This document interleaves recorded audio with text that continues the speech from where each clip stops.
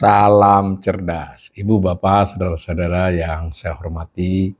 Kembali berjumpa dengan saya di kanal Awali Rizki dalam sesi komentar berita. Kali ini saya akan menyoroti berita terkait rencana akan terbitnya Perpu dalam hal kejahatan ekonomi. Sudah ada beberapa media yang memberitakan. Nah, kali ini saya pilih berita yang narasumbernya adalah dari pelaku usaha ya, yang memberi komentar terhadap rencana tersebut. Ditayangkan oleh Kontan, judulnya Perpu Kejahatan Ekonomi Disiapkan, Ini Respon Kadin. Ditayangkan pada Selasa 24 Maret tengah malam ya, jam 11. Ini ada gambar narasumber dari berita ini, Pak Erwin Aksa, salah seorang pengurus Kadin. Nah, beritanya begini, Kamar Dagang dan Industri Kadin Indonesia turut memberikan sebuah pandangan terkait dengan rancangan peraturan pemerintah pengganti Undang-Undang Perpu tentang pemberantasan tindak pidana ekonomi dan pemulihan perekonomian negara. Saat ini draft rancangan Perpu tentang itu tersebar luas ke publik, sehingga hal itu menuai kritikan karena dinilai dibahas secara diam-diam. Saya komentari sedikit ya. Jadi ini draftnya beredar, terutama tentu di kalangan para pelaku usaha ya, karena itu terkait ada mereka secara langsung. Tetapi dalam wacana kebijakan publik, misalnya dari pemerintah ataupun dari perbincangan yang sifatnya pemerintah dan DPR, ini kelihatannya tidak banyak ya yang tahu, tidak terbuka. Maka ini mulai dapat banyak kritikan. Nah, dalam berita ini ada pandangan dari Kadin, disampaikan oleh Wakil Ketua Umum Koordinator Bidang Organisasi, Komunikasi, dan Pemberdayaan Daerah Erwin Aksa. Dia menyatakan wacana penerbitan Perpu perlu dilihat dalam konteks menjaga stabilitas ekonomi nasional. Tujuannya pun agar memperkuat kepercayaan investor serta memastikan terciptanya iklim usaha yang sehat dan berkeadilan. Kutip pernyataannya langsung hari Selasa 24 Maret ya kepada Kontan. Nah, selanjutnya Erwin juga menilai belum ada urgensi secara penting pemerintah harus menerbitkan Perpu tersebut. Nah, ini kunci dari komentar narsum ya. Dalam hal ini Pak Erwin mewakili Kadin. Jadi pandangan umumnya adalah ini sebetulnya tidak mendesak, kurang lebih begitu ya.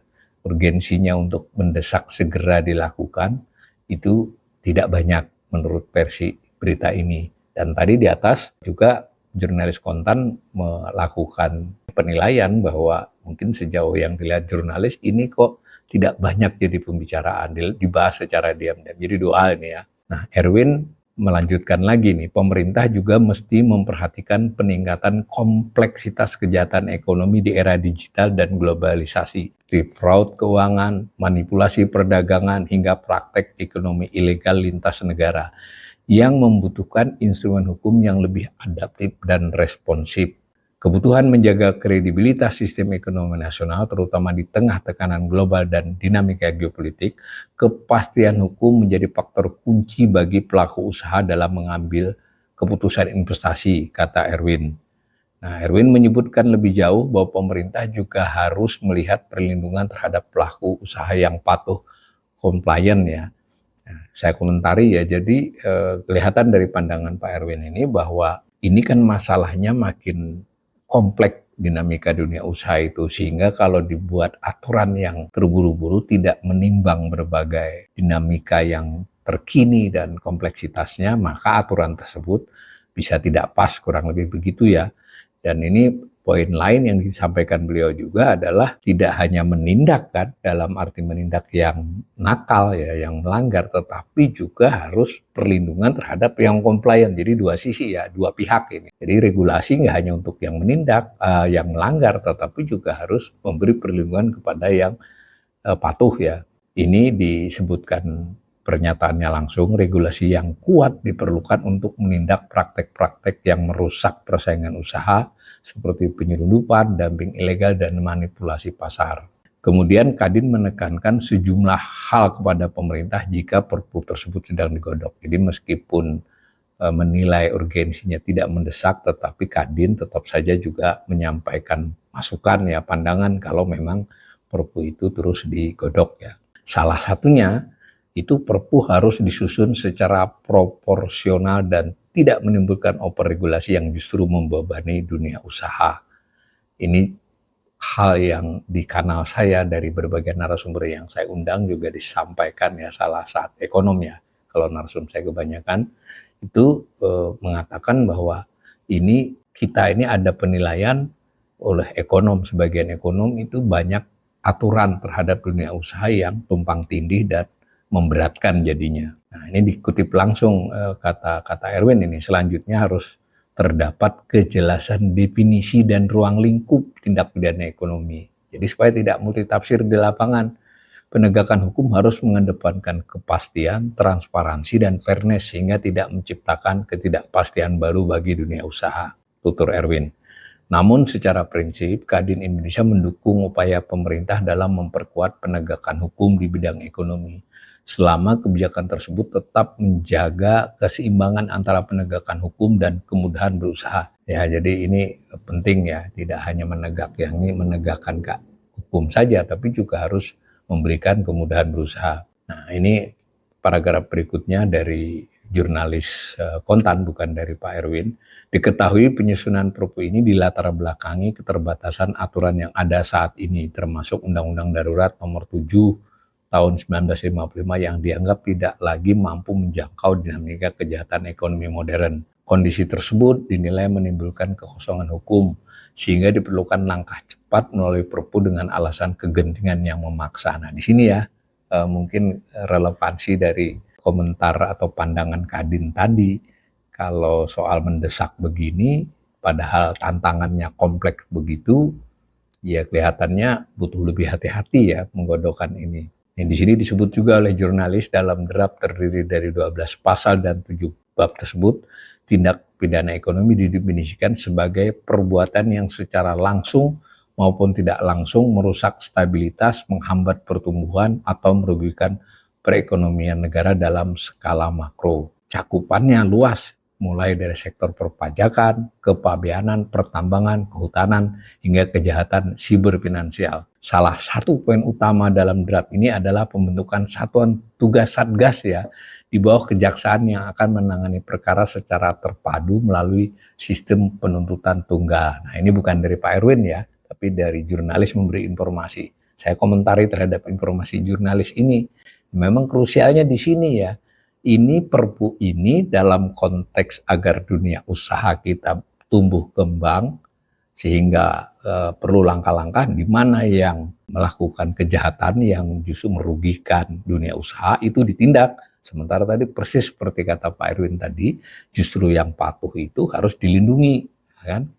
Nah, dalam konteks seluruhannya, aturan ya pada dasarnya itu memberikan kepastian hukum, karena itu yang banyak dikritik dalam iklim usaha Indonesia, ketidakpastian yang relatif masih tinggi dalam kebijakan-kebijakan ekonomi, kebijakan-kebijakan yang mengatur dunia usaha.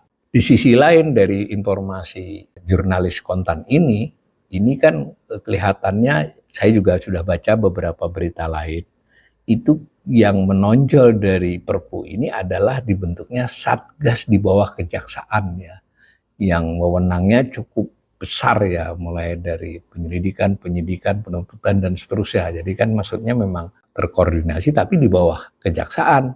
Nah, kalau demikian maka ada kekhawatiran, misalnya saya ekonom dan saya kira meskipun pengusaha mungkin tidak bersuara secara jelas itu tegas, itu kan malah nanti menakut-nakuti tanda petik ya. Sementara sekarang ini pun banyak yang merasa bahwa aturan-aturannya ini kurang longgar dari sisi dunia usaha. Tentu bukan berarti tidak ditindak ya. Itu satu. Yang kedua, di berita lain saya lihat itu bahwa ada soal denda. Itu yang ditonjolkan juga. Jadi Satgas ini untuk menindak itu juga tidak selalu arahnya adalah memenjarakan atau menutup perusahaan, tapi denda ya. Nah, dalam konteks ini ekonom kadang berpikir mungkin imajinasi ya, tetapi saya kira perlu ini jadi wacana kita. Ini Perpu maksudnya untuk membuat dunia usaha lebih baik jalannya, yang nakal ditindak, yang patuh mendapatkan perlindungan, atau lebih mengarah kepada upaya meningkatkan pendapatan negara. Nah, ini kan jadi soal lain. Bukan berarti salah ya meningkatkan pendapatan negara, tetapi jika aturan semacam ini lebih ke situ, maka sebetulnya arahnya kurang tepat.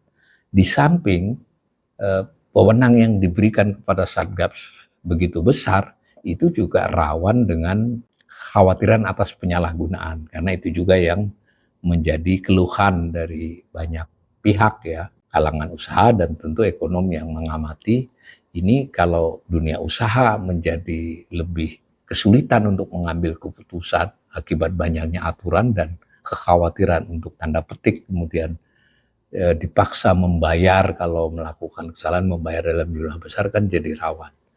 Jadi saya sebagai ekonom setuju nih dengan pandangan Kadin, kalau bisa sebetulnya ya jangan perpu, kenapa tidak undang-undang saja, dan undang-undang itu harus menjadi perbincangan publik ya, jadi ada dengar pendapat, ada masukan dari ahli dan dari pelaku, lalu disusunlah undang-undang yang memenuhi berbagai kaedah yang tadi termasuk memikirkan kepentingan kemudahan berusaha. Di samping memang menindak, jangan arahnya adalah peningkatan pendapatan negara dari situ. Saya kira begitu komentar saya.